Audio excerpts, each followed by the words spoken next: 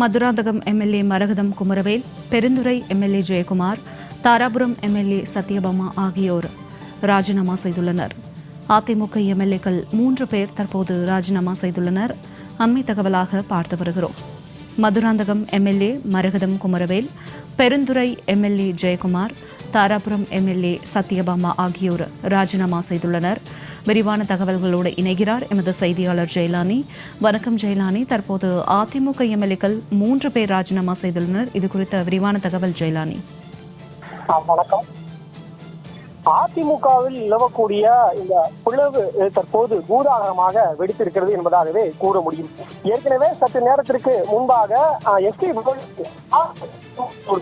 அமைச்சருமான விஜயபாஸ்கர் அவர்கள் சபாநாயகரை சந்தித்து உரையாற்றியிருந்தார். இந்த நிலையில தற்போது அதிமுகவை சேர்ந்த 3 சட்டமன்ற உறுப்பினர்கள் தற்போது தங்களது ராஜினாமா கடிதத்தை சபாநாயகரை சந்தித்து வழங்கியிருக்கிறார். இது மிகவும் முக்கியத்துவம்.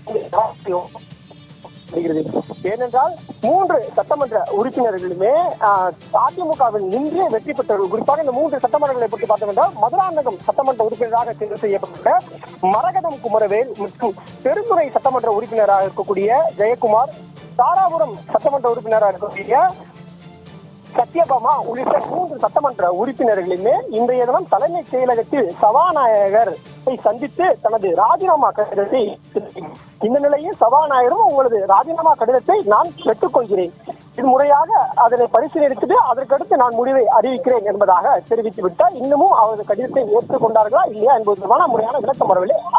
அதிகாரப்பூர்வமாக அவர்கள் அந்த 3 தற்போது சபாநாயகர் கடிதம் வழங்கிய காரணமாக தான் இங்கு தற்போது ராஜினாமா செய்கிறேன் என்பது தொடர்பாக இன்னும் ஒரு சில மணி நேரத்திற்குள்ளாக செய்தியாளர்களை சந்தித்து நான் தெரிவிக்கிறேன் என்பதாக 3 எம்எல்ஏக்களும் தெரிவித்திருக்கிறார்கள். இன்னும் சட்டமன்ற வளாகத்திற்குள்ளாகவே தங்கள் தரப்பில் அதற்கான பணிகளை, ராஜினாமா செய்யக்கூடிய பணிகளை அவர்கள் தரப்பில் மேற்கொண்டு வருகிறார்கள்.